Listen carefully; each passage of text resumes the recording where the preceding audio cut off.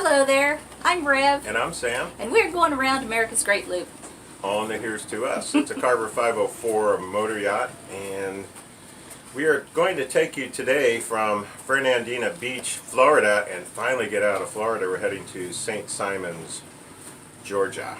And it is a route that has got some low water on it, just like Georgia does. And so we're going to be playing with the tides. I'll be talking to you a little bit about that, how we timed it.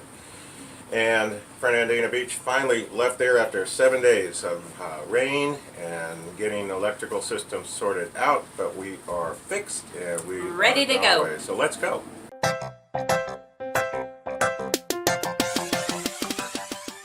Here we are leaving Fernandina Beach after an unexpectedly long stay. Yeah. We've only planned to be here a couple of days, but what happened, mister? Yeah, so electrical issues and found out that the battery was bad. They sent a new battery to us, and then we found the charging system was bad. Apparently we were going along with just one alternator for quite some time. I wonder how long. I don't know. And then the other alternator gave out, and well, got two alternators rebuilt, and we are humming along now great.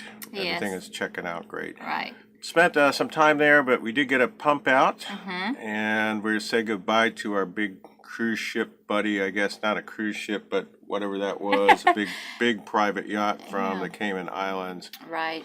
Called Bella Vita. While we were here in Fernandina Beach, we got a call from our realtor that our house was going to sell. So we had planned to take our time through this area, suddenly had to speed everything up. Yeah, so we're on a mission to get to Savannah. Again, another cruise ship out there, just kind of sad with all this COVID virus. Right. She needs to be out on the sea having fun and everybody having a good time, and that'll come. Yeah. Oh, this is another paper mill. There was a paper mill on the south side. There was a paper mill on the north side. That Fernandina Harbor Marina really... But you gotta have paper.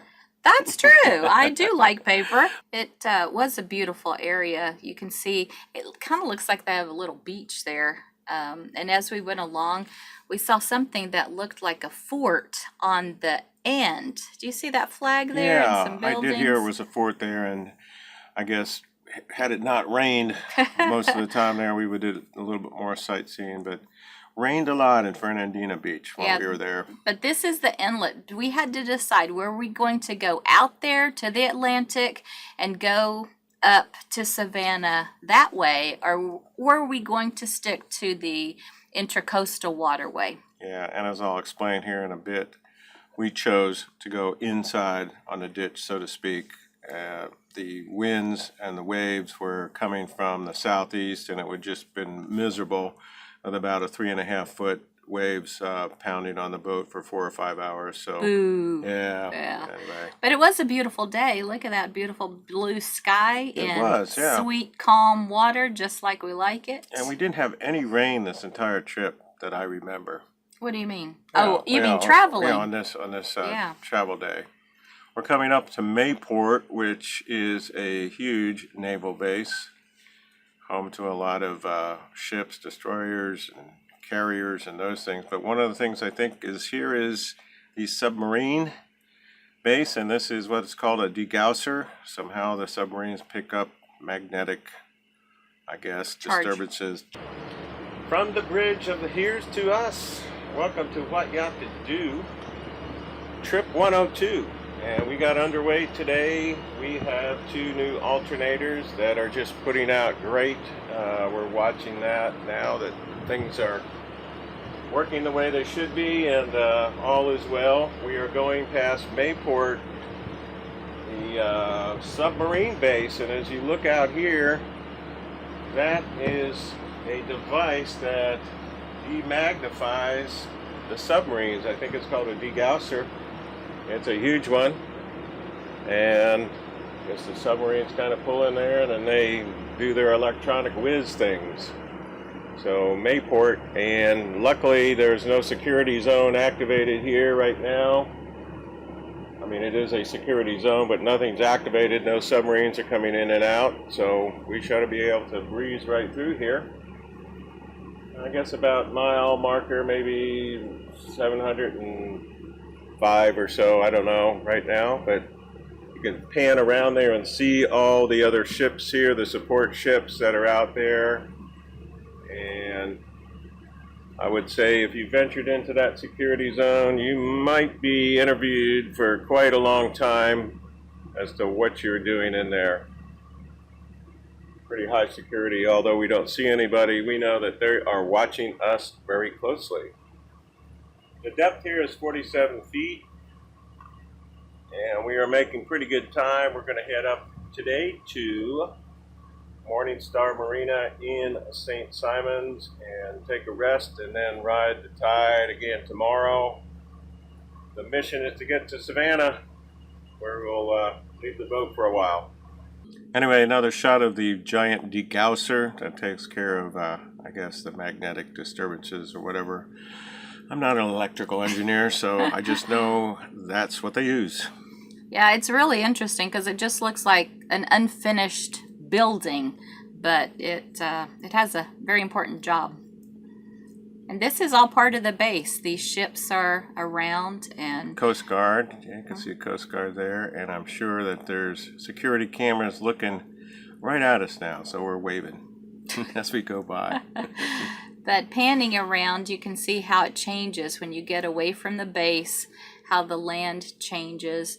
Yeah, there are dolphins that I could not get them to cooperate with me to get a good shot. I would only see the very end of the, they're swimming around. Very disappointing in my camera skills. Then we came up to one of these guys on a barge, and this seems so much smaller than the barges that we passed going down the rivers. And then we saw several barges when we went around Florida, but this one was, this tow was pushing some kind of machinery, and Sam called out to get a pass, and I think we had some radio issues, but he waved us on by, and then we went on our way. Yeah, some skinny water in here, so we were going very slow.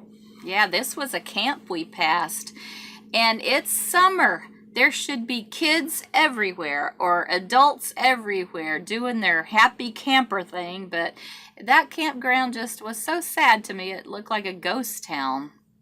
I worked at a camp when I was in college, and, those are very happy memories.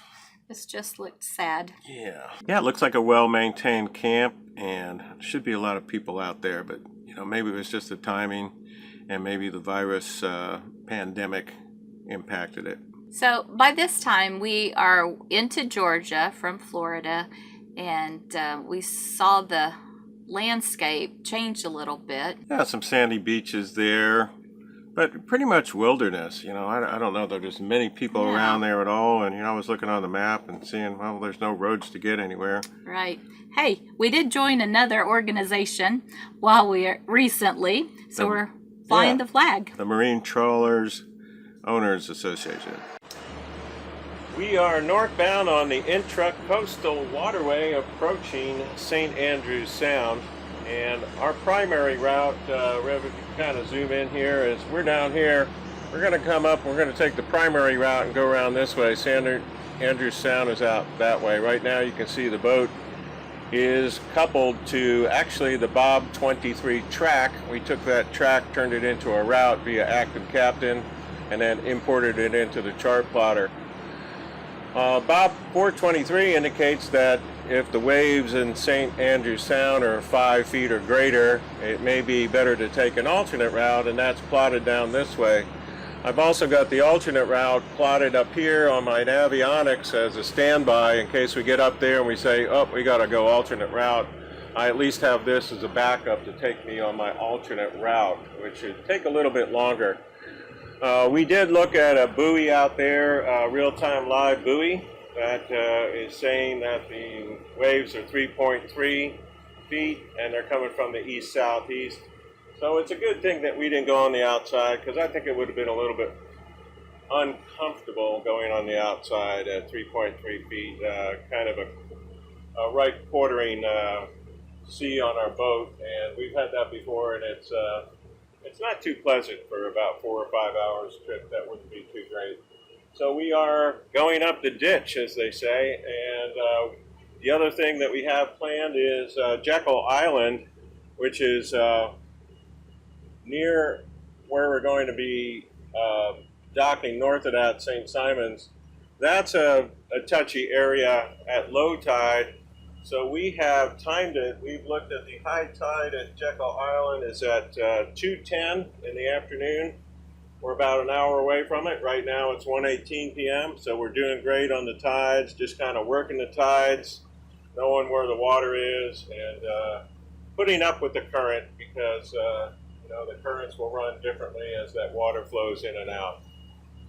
Anyway, that's navigating in Georgia with a 8-foot tidal swing that looks like a +6 and a -2, so pretty big tidal swing. It's like, what do we got out there? Is that Helicopter, a helicopter? yeah. A helicopter going along there.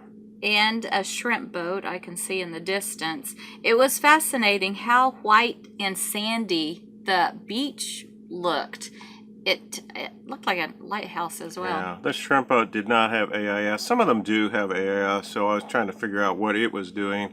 Of course, I don't want to get anywhere near those nets, nor the back of it. I don't know what they're doing. So we passed in the front of them and just held our course. It is surprising, though, Yeah. they don't have AIS. Yeah, some of them do. I recognize some of them in the past had it, and some don't. So I don't know what the I guess fishing boats may be exempt from AIS. So, Well, we did see more beaches, more trees, but a lot of deserted areas. Yeah, we're coming up to Jekyll Island. yeah, and this is a mooring area here, or anchorage just to the south. Here it is, Jekyll Island Harbor Marina, and nice. we had considered staying here, but wanted to press on a little bit further. Yeah. To get up to St. Simon's because we are in a time crunch.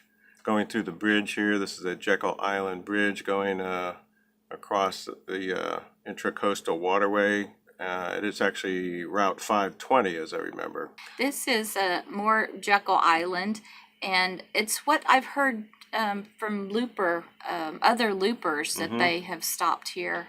Yeah. Looks like a little restaurant. I think this is more of a private marina here. It was Really? called the Jekyll Marina or the Oh, Jekyll okay. Island Marina. Well, that looks like a restaurant. Yeah, it looks like a restaurant. Might be, private yacht club or something. I don't know. Well, anyway, we got pretty close to it because we that was the did. track that we were following. Took us there to stay in the deep water. Yeah, but those look like boats where they bus people around. or Yeah. boat people Oh, and around. there's a friendly sheriff. What was this one, Rev? It was this. Some state ranger or trooper or something like that. Yeah, he's He was in a going hurry. pretty fast here, so we got a little bit of his wake. But he waved. Nothing that hears to us can't handle. Of course not. The scenery going around Jekyll Island was really pretty. Important really to stay on the track and watch your navigation because it is skinny water. Yeah, we did see this barge anchored and didn't quite understand what it was. And then what is that red thing? Well, light bulb went off. We did hear about this large ship that was carrying cars, and it just turned over. You're not supposed to be seeing the bottom of a ship like that, but It was really weird to see that. So I guess it happened late last year, and it's still under investigation, I guess, what happened. But the good thing is nobody was killed yeah, on the boat. everybody got off. yeah. What they had to cut through and get about 4 or 5 people out of it. So you can look that up. If you go to our blog, there's a link to the article on it and track it.